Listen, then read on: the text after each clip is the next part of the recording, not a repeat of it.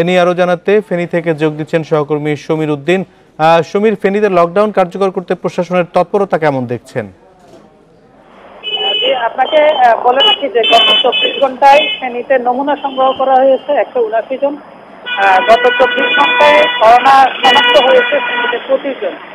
এই নিয়ে ফেনীতে মোট করোনা আক্রান্তের সংখ্যা হচ্ছে 372 জন। সর্বমোট ফেনীতে করোনার যে নমুনা সংগ্রহ করা হয়েছে এটির সংখ্যা হচ্ছে 3272 জন। এর মধ্যে করোনা নমুনার যে সংগ্রহের ফলাফলের অপেক্ষা বাকি রয়েছে 830 জন। সকাল থেকেই ফেনীর 8টি পয়েন্টে করোনার প্রাদুর্ভাব বেড়ে যাওয়ার কারণে লকডাউনের প্রস্তুতি জেলা প্রশাসনের পক্ষ থেকে নেওয়া হয়েছে।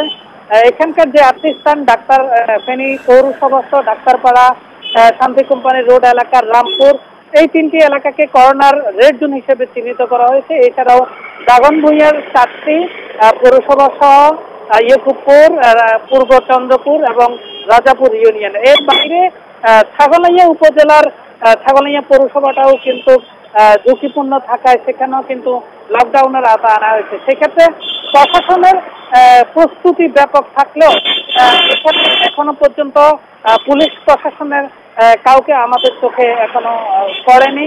আমরা বিভিন্ন জায়গায় লকডাউনের পরিস্থিতি দেখার জন্য ঘুরেছিলাম। প্রত্যেকটি স্পটে আসলে বাঁশ দিয়ে, লাল পতাকা দিয়ে এবং বিভিন্ন ব্যানার ফেস্টুন ঝুলিয়ে লকডাউনের নিশ্চয়তা করেছেন। এই ছিল ফেনীর করোনার। আপনাকে অনেক ধন্যবাদ আমাদের সবশেষ তথ্য জানিয়ে দেওয়ার জন্য।